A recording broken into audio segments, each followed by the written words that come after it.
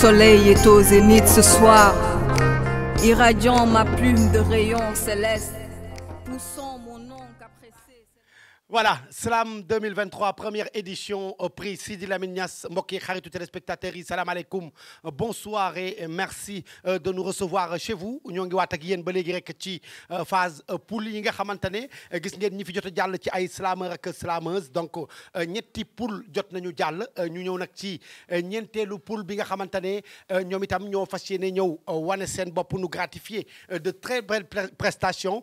Donc di jaajëfalaat bu baax a baax équipe bi nga xamante ne ñoom la ñu àndandool donc ci wàllu journalisme bi ñi ngi ak Assane Gueye bu Walfadjri ak Rokhaya Fall bu Seven Trouf, di jaajëfal itam les sisters membres du jury, kontaan bu baax a baax ci liggéey bu am solo bi. Merci beaucoup Fatim Sy, présidente jury bi, merci Samira Fall ak Siste LB, di jaajëfal équipe bu technique bi nga xamante ne depuis lors ñi ngi àndandoo ak ñun ci liggéey bu am solo bi, mais di kontaan ci wala bokk di ko defal mention spéciale l'animateur Dof Diop de Walfadjri ak Walf TV. ñu ñëw ak yéen ci poule bi nga xamante ne boobu ba léegi yéen a ngi gis ni ñi fi jot a jàll kenn ku ci nekk comme je l'ai dit ay ndaanaan lañu, donc ñu xaaraat ñeneen ñi nga xamante ne ñoo war a ñëw lan lañ ñu fas yéene indil. Alors ci ba léegi première édition prix Sidi Lamine Niass bi poule D bi dañuy daal di démarrer avec le slameur, l'homme de plume en main, moom mooy doon maanaam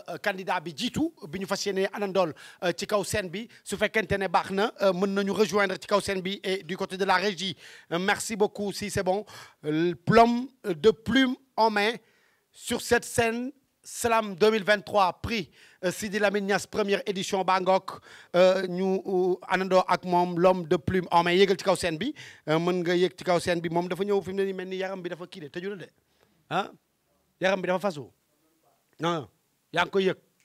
ayca ñi ngi lay nuyu, ñu bàyyi la nga nuyoog téléspectateurs yi daal di présenté wu. Bon, man maa ngi wuyoo si turu Ibrahima Fall. Mon nom d'artiste c'est l'homme de plume en main. Je provins de la région de Thiès. Je suis actuellement étudiant en licence 3 informatique à l'université Iba Der Thiam de Thiès. Merci beaucoup. L'homme de plume en main sur cette scène de Slam 2023 prix Sidi Lamine Niass, moom la ñuy àndandool comme ni ngeen ko gisee léegi donc bu fekkente ni baax na c'est maintenant à toi le micro. Slam, silence du pauvre. Je dois me replier sur mon ombre pour casser le visage de mon intérieur. Non, c'est impossible, voire sombre, à cause de mes désirs antérieurs. Peur d'être exposé partout, peur d'être jugé comme fou. Ma dignité est ennemie de l'humiliation. Par contre, ami de mon natation. La richesse, venez-moi en silence. Tu dois remplir mon compte. Demander me fait honte, rendant plus grave cette carence. Que faut-il alors? Comme que j'ai accepté ce tort, voilà, à point je suis à tombe. Je ne mérite pas d'être humble pour que je puisse demander de l'aide, tout en être l'aide, ce qui sera mon grand comble. Puisque ce serait impossible de casser cette maudite pauvreté. Sinon ce sera plus horrible que jamais avec pureté. Je vais me signaler avec le petit silence sec, là où se trouve la solidarité, et non là où s'installe l'obscurité. Mais désolé, j'imagine sa célébrité, que j'ignore comme toute méchanceté, entrée dans les cœurs non consolés. J'attendrai avec sûreté, certainement là où j'irai, pour la demande solidaire de m'aider, d'être assimilé à la case à jeter. Je serai brisé, car j'oblige, mais prêt pour affronter cette crise, car je dois nourrir ma famille, tel est mon devoir qui brille. L'homme de plume en main, Slam. Slam, l'homme de plume en main. Merci beaucoup pour cette belle prestation. ñu jaajëfal ko bu baax a baax moom itam, donc moom mooy candidat bu jiitu ci poule D bi nga xamante ne ñoom ñooy 4e poule bi ñuy àndandool depuis lors. Alors ñu bàyyi ko ak Assane Gueye bu Walfadjri ak Rokhaya Fall bu Seven Trouf. L'homme de plume, jaajëf. Alors au début je sentais la peur d'être différent, la peur de la pauvreté, et cette peur qui devait être une force a été peut-être un frein pour celui qui slame. Oui, en fait, ce qui m'a incité d'écrire ce texte, c'est que dans mon compte, c'est que pauvre Barry, il s'aime s'isoler et en train de méditer. Moi, en tant qu'artiste porteur de voix, j'essaie de me placer dans leur tête, essayer de décortiquer ce qu'ils sont en train de penser pour les faire sortir. Voilà. C'est pour dire que quand on est né dans une famille pauvre, réussir n'est pas une option, c'est une obligation. Oui, bien, tout cela dépend de tes motivations et de tes volontés et de ta persévérance aussi. Voilà. Si on y croit, on y arrivera. C'est ce que j'ai cru. Nous savoir de quel désir intérieur vous voulez parler. Au début de votre texte, vous avez dit désir intérieur en votre personne. Mais pouvons-nous en savoir plus? C'est le pauvre qui parle. C'est le pauvre qui est en train de méditer.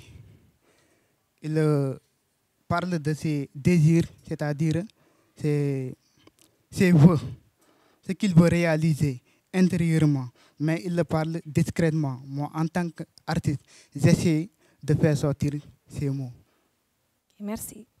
En tout cas merci beaucoup moom jàmbaar la ba noppi guerrier la parce que baat boobu muy salaam léegi man dama ko ragal pauvre xam naa ne ko am fit nga yow mi mën a dugg seen biir xel vraiment di étudier li ñu war a dund en tout cas ñu ngi lay féliciter di la souhaiter bon courage jaajëf ayca mi ngi noonu kooku moo nekkoon l'homme de plume en main wéy ak yéen ba léegi rek ci première édition prix Sidi Lamine Niass Slam 2023 alors ba léegi rek ci poule D bi nga xamante ne ci la ñu nekk dañuy daal di anandoo bi la yoon ak Khalifa Slameur sur cette scène bu prix Sidi Lamine Niass première édition mi ngi noonu jaajëfal nañu ko bu baax a baax en tout cas merci pour votre participation salaamaaleykum ñu ngi lay siyaar yaa ngi ci jàmm ayca ñu bàyyi la nga nuyoo ak téléspectateurs yi présenté wu. Par contre, moi, je commence. Je commence par la bienveillance et non la violence ou l'arrogance. Des mots sans importance sur notre présence. Soyons calmes. Mesdames et messieurs, je suis vraiment désolé. J'ai oublié de commencer par vous saluer. Salam. Salam au nom de l'islam. Je sais que je vais sûrement surprendre des noms, car ils me diront que tu n'es qu'un sac de mots. Mais non, je suis la démocratie. Vous allez briller, scintiller mieux que le saphir. Je défie le vent frais, le zéphyr, la pluie, les terres fertiles. Je me voyais donc espoir d'un peuple souverain. Qu'est-ce donc fait de mal? Aujourd'hui, me voilà en pleine agonie. Ils ont longtemps juré par mon nom. M'ont crassé dessus, c'est des mots. Après leur sale coup de fouillé, ces hypocrites m'ont bafouillé. Pour leur fou prestige, je suis lapidé, mes pieds et bras liés, bâillonnés, me voici. Me voici dans les entrailles obscures, serrées de l'arrogance. D'imbalance. Ne sois pas sournois dans mon soupir de détresse, car tu m'avais promis. Oui, tu avais promis la loyauté, mais et là, je crains que les briques ne brûlent les textes juridiques. Ne kon yaakaar tax ni ma ngir soppi ëllëgu bërëb ma ne fa ca gërëb nguur jël ma ndamoo ma askan wi safoo ma si laa ne yaakaar naxoo ma boobu la jàmm jeex jàpp si sama tur rek ne doo ko wàcc askan wi génn ñaxtu nga artu xaacu doon bu laa suur du mooyu bàyyi deret tuur waaw ak li ana jëm kanam. Aujourd'hui, je suis devenu un bouclier politique, mais il paraît que ces vauriens ne respectent pas l'éthique de mon système qu'ils trouvent pathétique. Étant qu'un sale muet, j'ai été tant humilié, diminué et même sous-estimé. Je suis la démocratie et je mérite la justice. L'heure de mon revanche a sonné. Salam. Salam. Mi ngi noonu. Merci beaucoup Khalifa Slameur. Alors def na prestation bu am solo ñu bàyyi ko ak Assane Gueye bu Walfadjri Rokhaya Fall bu Seven Truth. Alors Khalifa, vous y êtes allé directement, mais vous ne nous êtes toujours pas présenté. On s'attendait à ça dans le texte, mais on ne l'a pas eu.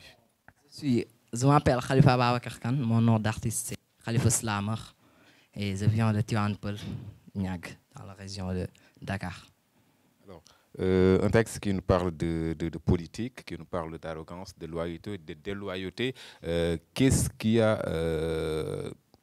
été le déclic pour vous pousser à pondre ce texte?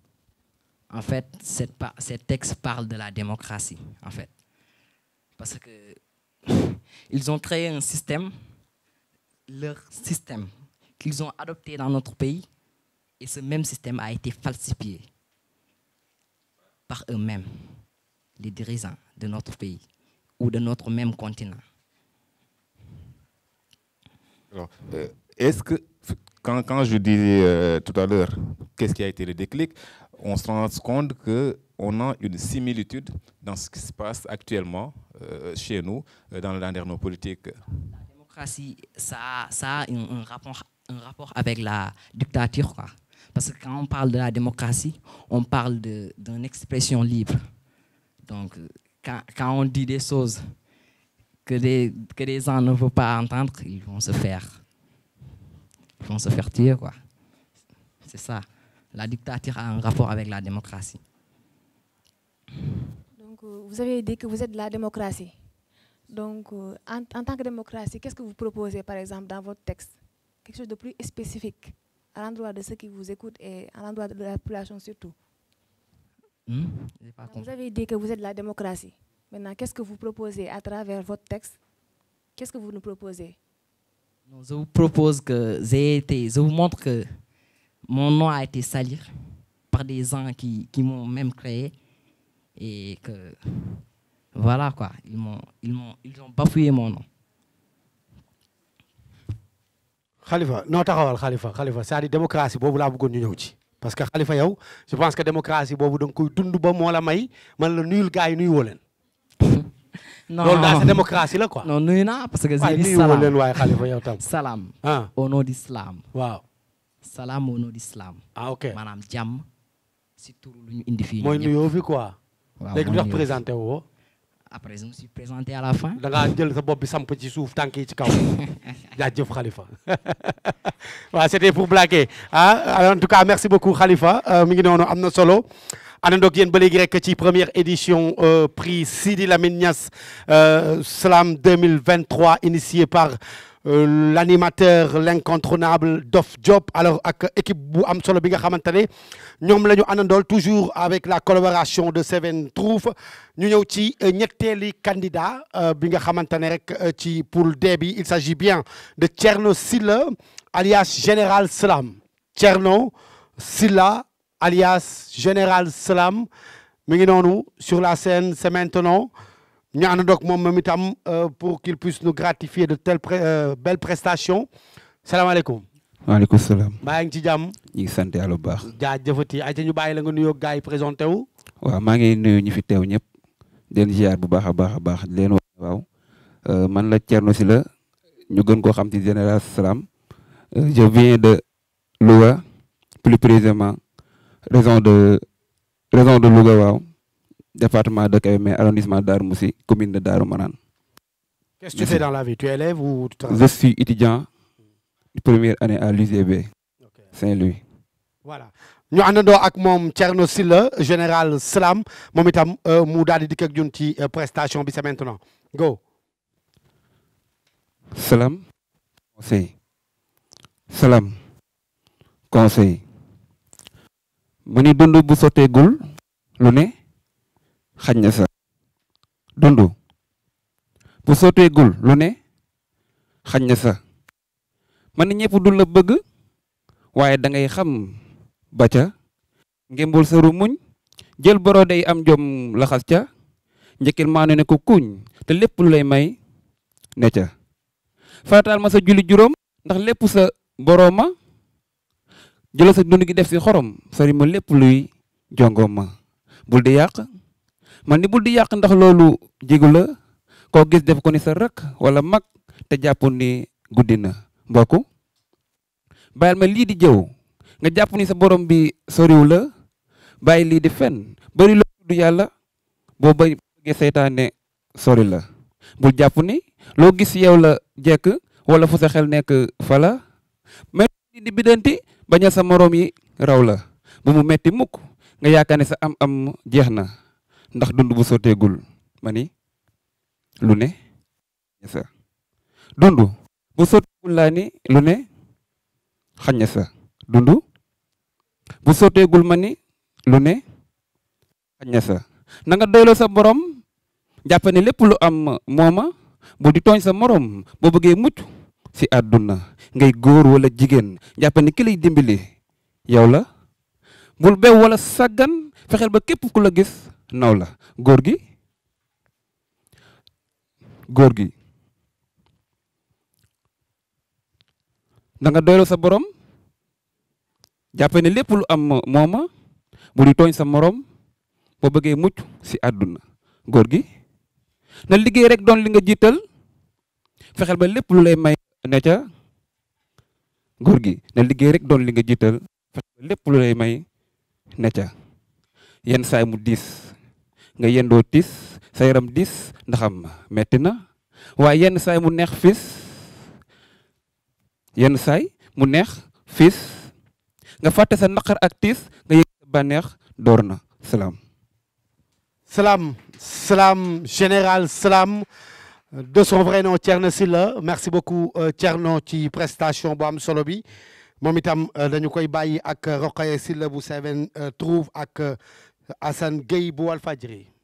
donc général Salam ban source d'inspiration nga am ba du mën ne da nga tuddee sa texte bi li nga xamante ne mooy dund bu sotteegul lu nekk xëj na ca parce que am na répétition plusieurs fois ci texte bi donc ban source d'inspiration nga am.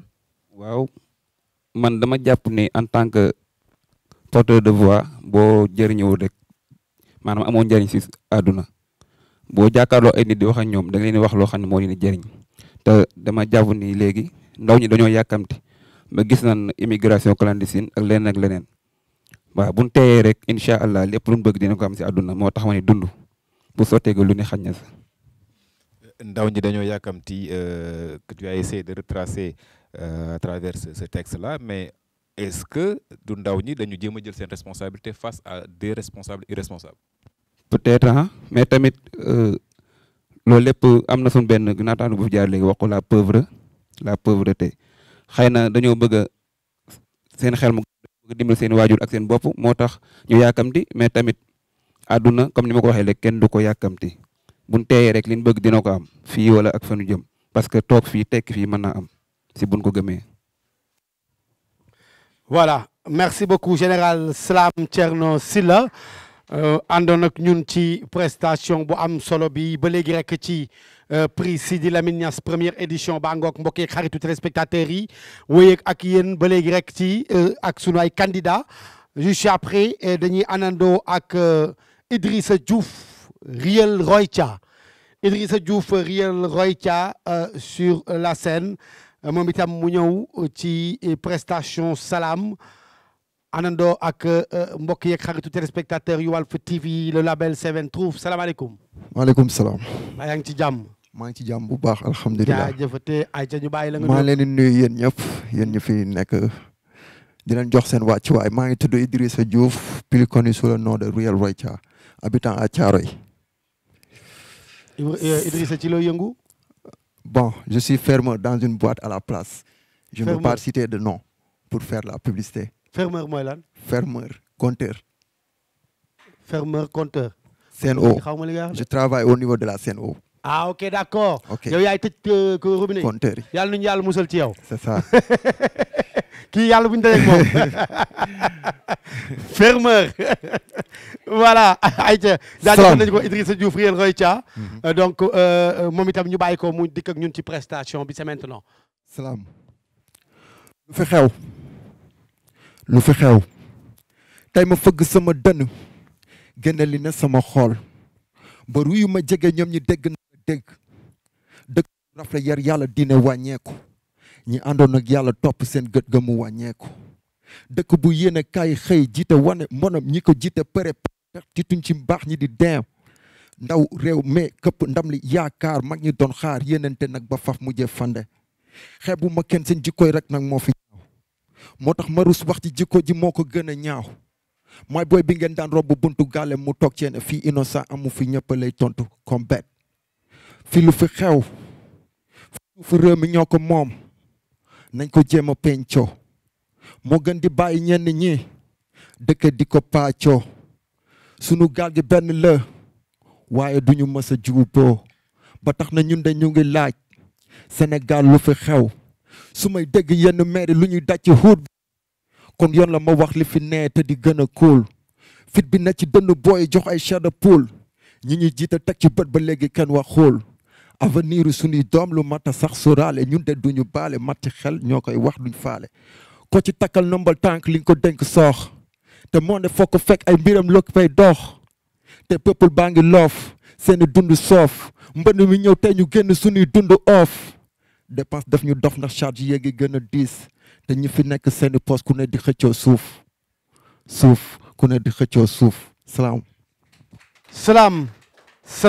Idrissa Diouf Riel Roy Cha mi ngi noonu jaajëfal nañu ko bu baax ci prestation bu am solo bi donc ñu bàyyi ko ak Assane Gueye bu Walfadjri Rokhaya Fall bu Seven Trouve. Le fermeur s'est ouvert à nous pour un peu exposer les mots de la société, si la compréhension que j'ai si ce texte bi mais tu as essayé suma jumul de partager les responsabilités. Parce que dama toog ni xool su ma réew mi doxee ma am ci vision au temps bokk à l'époque dama doon gis ñuy wax waxu suuf si corniche bi ak feneen xool tamit suñu njiit yi aussi ni ñuy doxalee suñu réew mi ni ñu ko yoree di salvañe suñu alal di def lépp c'est ça qui m'a motivé d'écrire ce texte.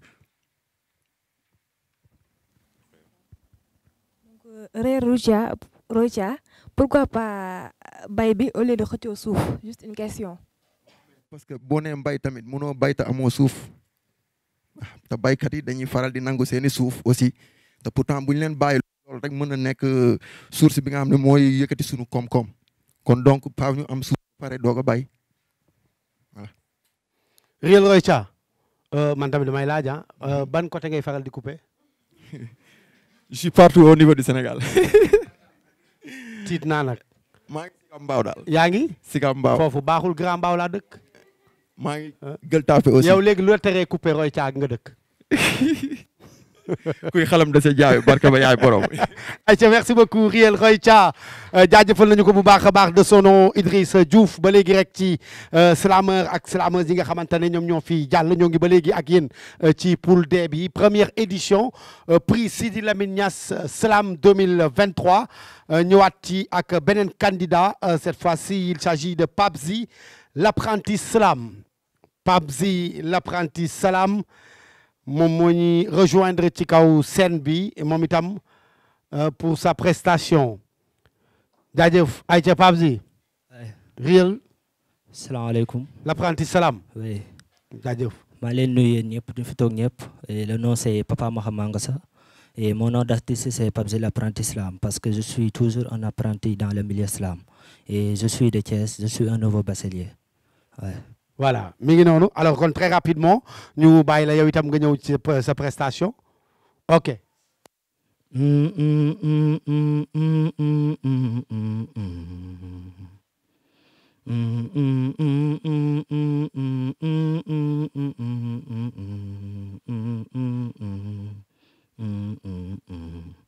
Aneta sa fille, jadis elle pensait qu'elle a un papa gentil. Mais au fur et à mesure, elle a su que c'est le contraire. C'est un père vipère. Il fixe ses yeux de rebelle sur sa sensuelle, en lui forçant de lui dire des paroles minables et sexuelles. Elle est prisonnière de ses menaces. Ah, quelle poisse! Il n'a pas du tout la cécité, plutôt une bonne clairvoyance. Sa souffrance reflète sur son visage ravin. Sa vie est devenue maintenant vaine. Elle vit avec celui qui a troqué l'amour paternel qu'elle a besoin à des trucs cruels. Ce père horrible qui considère sa fille comme un objet sexuel. Il sait li ñaaw na lu mel ni sa doom nga koy def lu bon ay seexlu woo ko sax bi muy ndaw nga jël soxla bu gisee rek tiit baay yaa ko teg lu diis. La fillette et dans l'obscurité de la dureté et de la pénibilité de cette terrible réalité, elle est pâle, fatiguée face à cette situation si amère. Elle se noie dans l'océan rempli de laideur et de désespoir. Quelle d'histoire. Elle a perdu l'espoir de vivre. Son papa manque d'altruisme et de civisme. Elle sent plus l'euphorie de la vie. Hélas, son cœur inonde de tristesse et de mépris. La fillette, ce tas de douleur, ressent pour autant avoir l'obligation de dénoncer son mal de cœur. Elle est victime d'inceste. J'imagine sa tristesse qui lui verse et tergiverse, d'où la carence d'une vie d'allégresse. Maintenant, elle est privée de mutualité. Sa vie est métamorphosée. Un tel père vipère mérite d'être tué. Et stop aux violences aux femmes. Salam. Salam. Salam Pabzi l'apprenti Salam jaajëfal nañu ko bu baax moom itam ñu bàyyi ko ak Rokhaya Fall Seven Trousse après Hassan Gueye Walfadjri. Donc l'apprenti Islam, donc vous avez parlé d'une fille qui est victime de violences parentales dont son père. Donc est-ce qu'il y a vraiment un sujet qui vous a permis de vous inspirer par rapport à cela? Un fait par exemple? Parce que j'ai une amie voilà, qui a vécu cela. Donc ça m'a fait du mal. C'est pourquoi j'ai choisi ce thème afin de le présenter ici, afin de dénoncer ce que les femmes sont en train de vivre actuellement dans ce pays ou même partout dans le monde, parce que les femmes souffrent. Merci. Un texte qui nous parle de pédophilie et plus même, quand on parle de père et fille, un texte osé, on peut dire, parce que au-delà de la violence faite aux femmes, c'est la vie d'une fille qui est détruite selon vos mots. Et excusez-moi, qu'est-ce qui pourrait se faire pour changer la donne? Bon, je crois qu'étant porteur de voix, nous sommes appelés à dénoncer ces genres de situations. De ce fait, moi personnellement, c'est pourquoi voilà, j'ai l'habitude d'écrire sur ces thèmes-là afin d'inciter les autres slameurs comme moi d'écrire sur ces genres de thèmes afin de faire disparaître ces genres de situations. Okay. Voilà, merci beaucoup Pabzi l'apprenti slammer. Donc xam naa ni bu ñu demee ba ci kanam di nga doon chauffeur bi wala chef de kii bi quoi, plus un apprenti. jaajëf jaajëfal nañu ko bu baax a baax. Donc ba léegi rek ci poule D bi nga xamante ne ñoom la ñuy àndandoo en ce moment même après Pabzi l'apprenti slammer ñu àndandoo cette fois-ci ak Zambisco slammer. Zambisco slammer sur la scène. Première édition, prix Sidi Lamine Niasse Slam 2023. Zambisco Slammer. Salam alaikum Zambisco. C'est bon. Bonsoir tout le monde. Bonsoir. Bon, je me nomme Samba Tunkara. Je suis étudiant en licence 2 en informatique développement d'application au sein de l'université numérique Cheikh Hamidou Kane. Et bien sûr, je suis de la promotion 9 et je suis rattaché à l'INE de Louga. Merci. Voilà, merci beaucoup Zambisco Slammer. Alors sans plus tarder, ñu bàyyi ko moom itam mu ñëw ci prestation. C'est maintenant, à toi le micro. L'islam s'enflamme au plus profond de nos âmes. Dans mon pays, le Sénégal, les diplômés sont les plus souffrants. À ce concours, ils ont dans les rangs. Malgré tout, on ne voit rien de légal. Les jeunes s'intéressent à l'immigration clandestine. Quel risque ils ont mettre leur vie en danger. Dans cette bêtise enfantine ayant comme Barça ou le Barsac, Ndeyssan, nul ne survit dans ce voyage en noir et bizarrement, ils ont tous des noirs. Oh Afrique, réveille-toi. Je te sens à travers mes vers dirigés qui bloquent notre univers. Ce qui est sûr, je mettrai fin à militer contre ce mal le jour où ma plume manquera d'encre pour écrire. Sensibilisons-nous pour mettre fin à ces délires. Des gens meurent dans ces ayants bateaux au champ de la mer. Arrêtons cette rêve et créons des emplois. Et lance du travail donnera le sourire à notre mère. Aucun jeune n'a pas le droit de se taire ou de croiser les bras pour le développement de sa localité. Peu importe, les objectifs sont différents et le sommet est épineux. Mais il faut toujours avoir le courage et la volonté d'affronter les choses telles qu'elles sont. Réalisons notre rêve en restant ici en Afrique. Tuki taxul le tekki, waaye toog taxul le torox. N'attendons rien de personne et battons-nous de corps et âme. Sacrifions notre vie pour le développement de notre localité. Ici ou ailleurs, nous sommes des enfants d'Afrique et le développement commence par soi-même. Slam.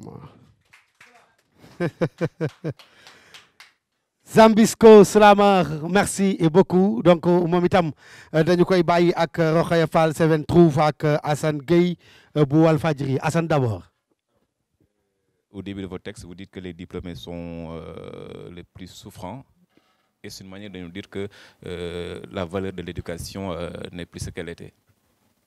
Bon, maintenant, par exemple, voilà, ici au Sénégal, voilà, bu ñu neexee sax ne jàng fii amul benn rendement quoi. Parfois, parce que da ngay jàng ba pare, voilà, ce qui me pousse vraiment à écrire ce texte mooy que dañu gis toujours que ni voilà étudiants yi ak de même que voilà jeunesse bi jàng ñu ngi yëngu ci leneen. Voilà da ngay jàng ba pare am sa ay diplôme di taxawaalu di wër ci mbedd mi comme ni waa ji wax da ngay liggéey ba wër liggéey boobu mujjee doon sa liggéey. Oui. Zambisco Slammer, donc c'est un défi un message qui est lancé aux diplômés, aux jeunes ou bien à l'État du Sénégal. Bon, tous les deux hein, voilà parce que le texte bi maa ngi adressé le gouvernement.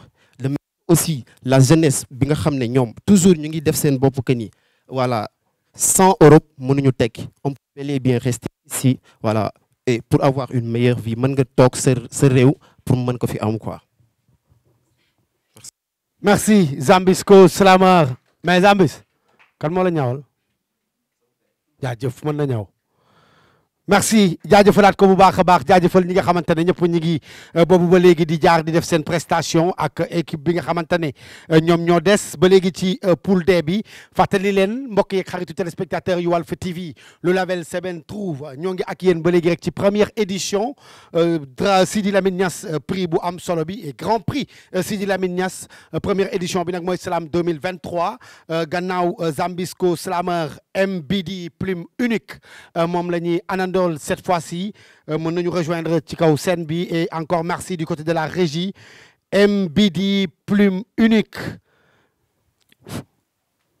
naka mu ça va alhamdulilah yaa doon yëngal 16 bi sànq kan loolu man 16 bi moo dëgër boofu rek yow ku bari affaire nga te dara xewagul ayca ñu bàyyi la nga nuyoo ak gars yi nga présenté wu asalaamaaleykum à tout le monde man maa ngi tudd Mouhamadoul Bousayri Dia ñu may woowe MBD plume unique mooy sama nom d'artiste auteur du livre Les larmes de mon encre maa ngi def classe de terminale pour cette année L2. Voilà merci beaucoup donc duñ la retenir dañuy bàyyi rek très rapidement moom itam mu ñëw ci prestation MBD plume unique. Ce fut une nuit paisible dont une voix sente pessimiste. Mon cœur battait lourd en dormant. Soudain j'ai reçu l'appel d'Ahmed en pleurant. ma ni ko mbokk mbaa jàmm la xarit gaawe ma mu ne ma booy as dem na ma daal di jël sama xalima ngir taalif man ci sama xarit ba. As a pris la pirogue pour enrichir sa pauvreté car As était l'être dévalorisé par sa famille jusqu'à ce que même qu'il courait derrière la famine lu waral As dem. As yaay ma jël rakam teg ci kawam ndaxte As amul As mënul As yorul sax lu suukar baraade bi ci kër gi lu xew ci gàlle bi kenn du ko tàggu xanaa kay ab yëglu As daal di fipp commencé naan di tux sax bay mukki As nekkoon borom xam-xam waroon mën a doon borom am dem na ba corom bi mu amoon ci koñ bi daal di koy bàyyi ngir sëy ak moodu bi As confronté par une pression sociale avec ses projets et son intelligence mais rien devant eux As est comparable aux jouets As ñu teg ko métit gu tiis ci waxtu timis gu niis mu daal di takk ay tik daal di utali tefes gi ngir dajeeg borom gala gi mu jaral ko jaay alalam ngir dugg ci géej gi 500 000 barça wala barsaq As daal di xaddi xotti géej gi ngir wuti mérite wi tar gaal gi daal di xar yuxi di jiib ñu sànni ay nit ndax tiit yuxu dëmm yi tiital borom gaal gi As daal di xàcc yuxu mère reconnais-moi mais c'est trop tard la pirogue en 1000 morceaux des vagues messantes issues d'une mer amante des montagnes d'eau s'embrassent As cria oh mais rien la mort la fleur d'âge As parti à jamais As kem le vieillissage metti na wallahi metti na yaa di jooyi bàyyi daal di sooyi koñ bi foo sànni mbattu mu tàgg bas koñ ba koñ ci nii cat ba cat foo xool gisub nag oto yi bu gën a rafet sa moroom nga ni bii mbaa sax bee alors que As n'avait besoin que leur aide pour travailler cette funéraille synonyme de m'as-tu vu on l'a su mais rien multiplié par 0 li mbaa du ab riiru wala sax ab noono As nekkoon borom xam-xam waroon bokk ci ñi taalif mbooru réew mi ndax amoon mandargay gaay yi As waroon bokk si ñuy joow suñu gaal gi ndax amoon xam-xam bi kon bokk As nañ koy ñaanal ci ay jukki ndaxte As daan na julli kon mbokk yow mi bëgg a jël gaal gi déglul bataaxalub As bi. J'ai préparé mes affaires avec l'équipage. Il existait même des gens qui me souhaitaient un bon voyage. Pour moi, vivre en Europe fallait la mer, là où j'ai vécu une vie amère. Souhaitant y avoir tout ce que je veille, face à l'Atlantique sans sommeil. Je me suis déposé sur sa planche. Hélas, des vagues méchantes qui se blancent. La pirogue s'est brisée. Les requins m'ont dévoré. Alors toi, frère, je te conseille de ne pas prendre la pirogue, même à merveille. Kon mbokk yow mi bëgg jël gaal gi déglul bataaxalub As bi. Asalaamaaleykum. Salaam. Salam MBD plume unique mi ngi noonu moom itam ñu ngi koy jaajëfal ci prestation bu am solo bi ñu bàyyi ko ak Rokhaya wala boog Assane Gueye bu Walfadjri. Un sujet d'actualité, l'immigration irrégulière. Certains candidats en ont parlé tantôt. Mais vous nous dites que c'est le regard de la société qui est assez lourd. La société est trop sévère envers ceux qui ne sont pas nantis. Parce que si toutefois on note la pression sociale qu'on le cause à la maison, provenant de sa maman en premier lieu, puisque As n'a pas quelque chose à donner dans la maison.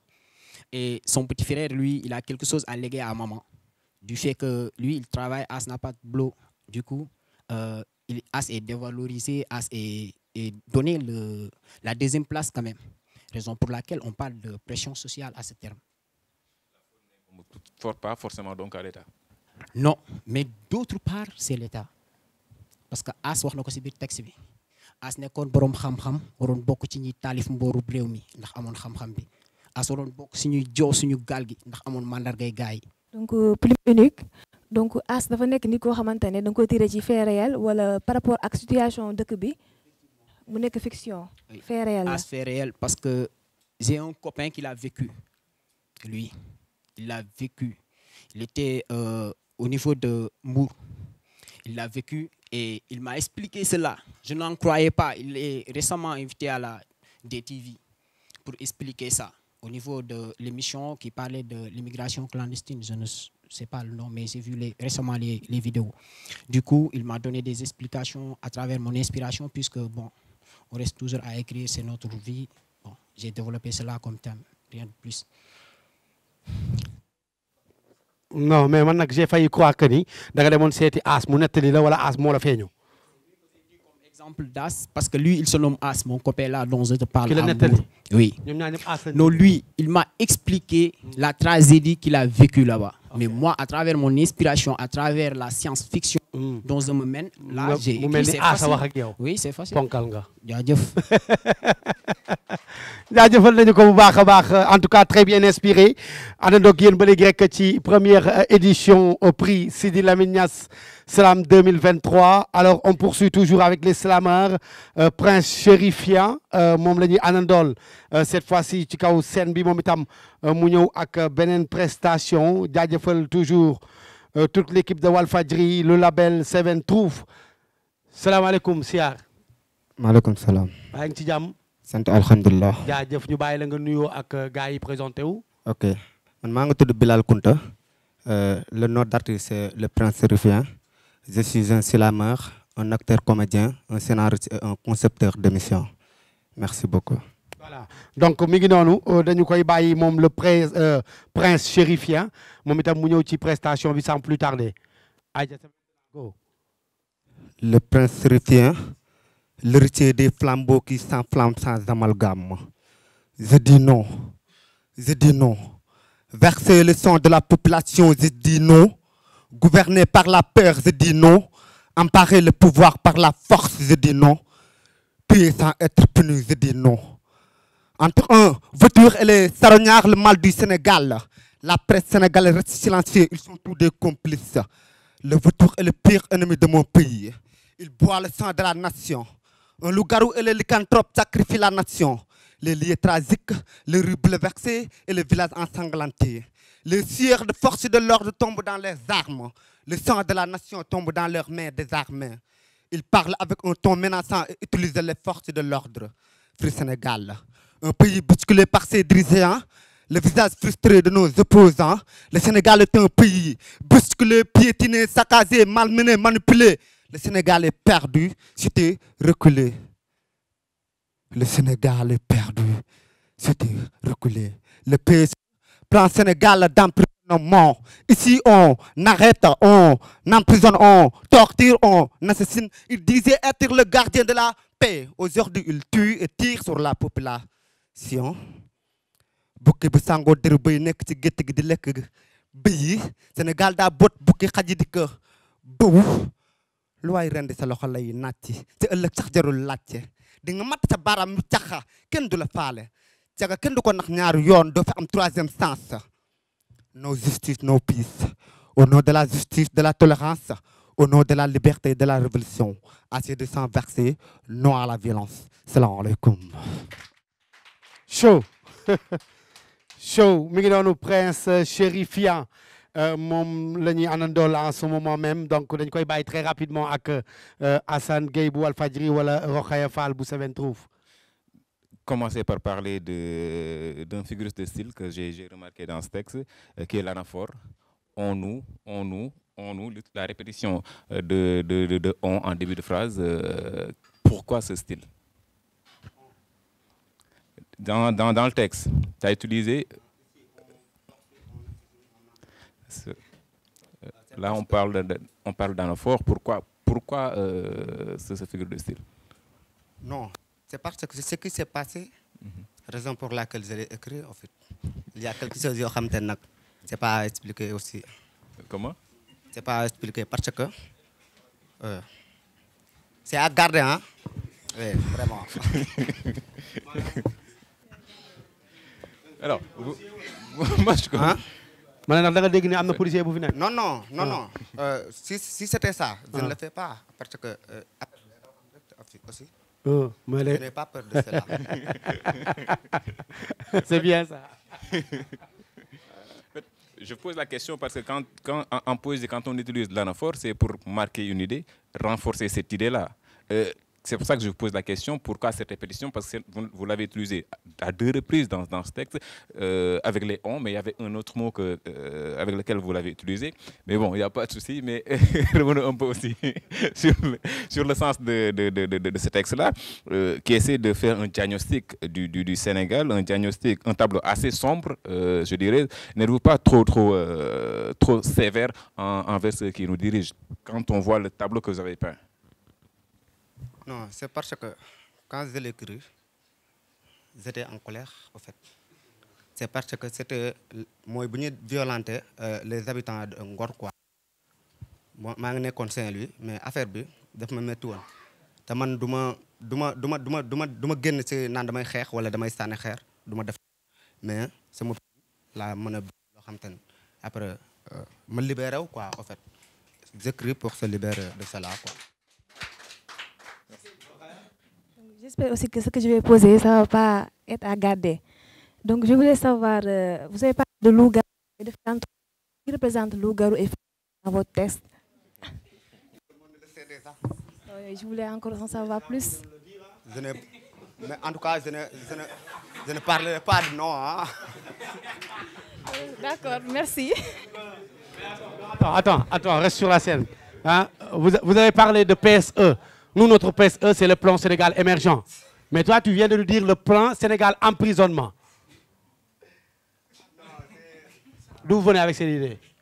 C'est moi, vient de Guy Marius Sagna.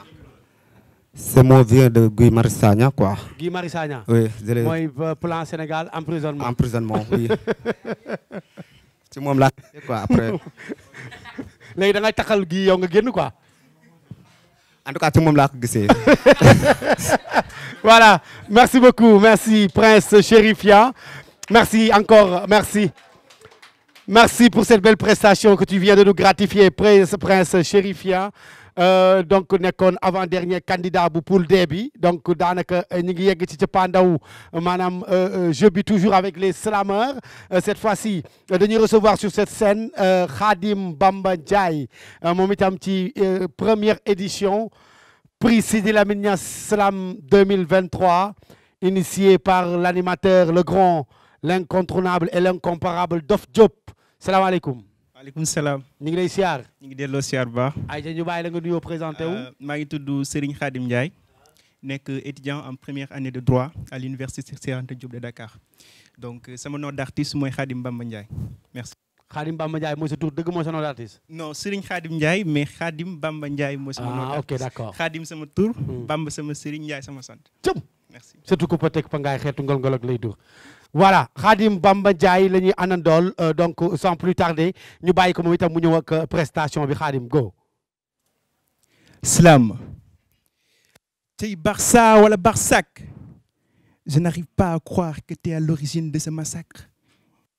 Je me souviens que j'avais déjà fait ma valise et que Barça ou Barsac était ma devise et qu'au fond de mon cœur je disais c'est Barça que je vise.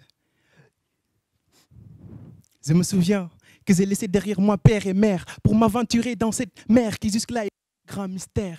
Mais pour moi, c'était encore mieux que de vivre dans la misère, car dans mon pays, j'ai trop souffert. Et c'est ainsi que j'ai pris l'océan Atlantique, armé de gris-gris de choses mystiques. Dans ma tête régnaient encore les calculs scientifiques et quelques performances spécifiques. Et pourtant, tout ce que je voulais, c'était juste être un être qui sert aux êtres et non un être qui se sert des êtres pour paraître comme mon parfait être. Mais hélas, notre pirogue a échoué en pleine mer, tuant des centaines de mes confrères.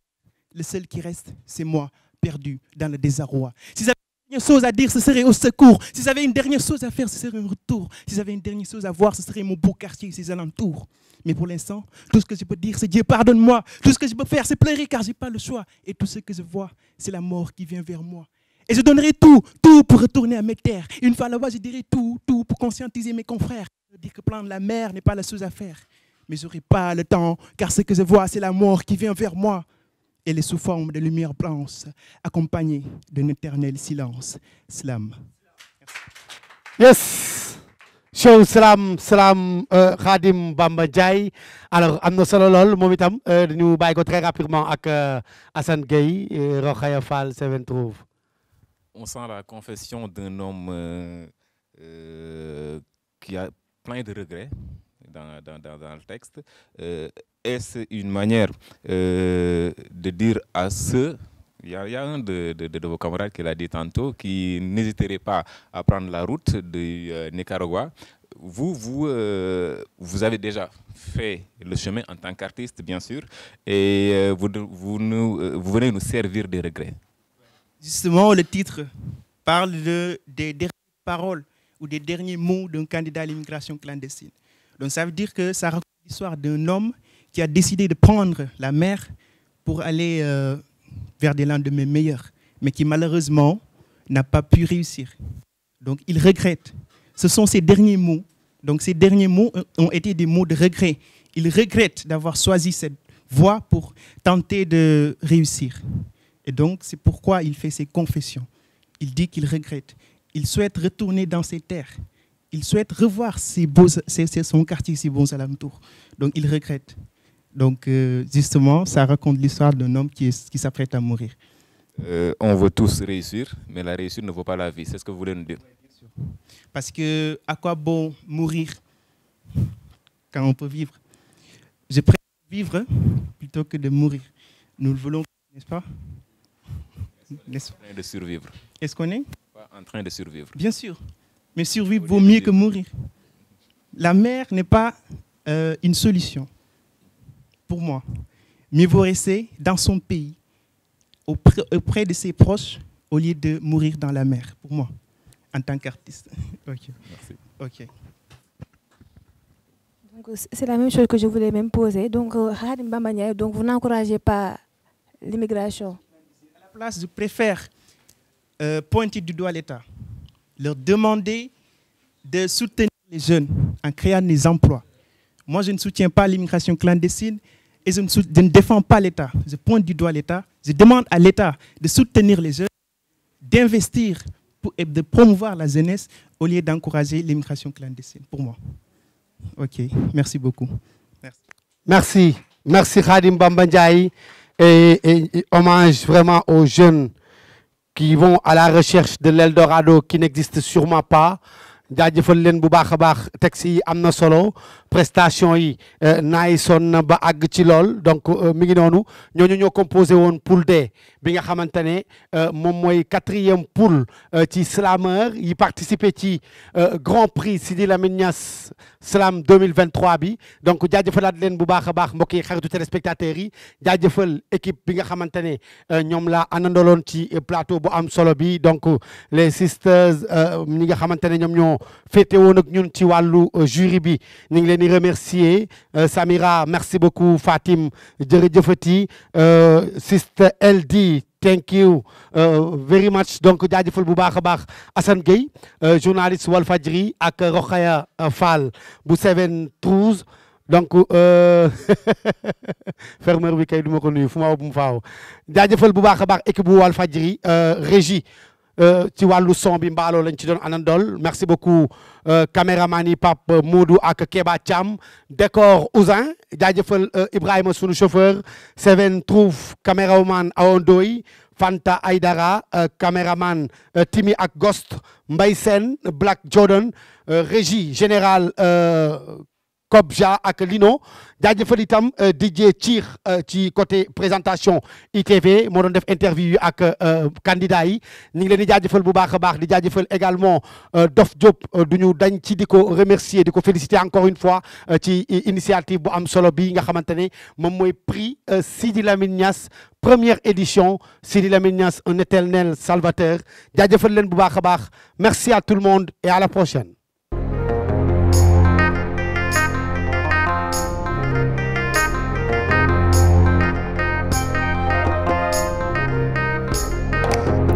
Le soleil est au zénith ce soir, irradiant ma plume de rayons célestes, poussant mon nom.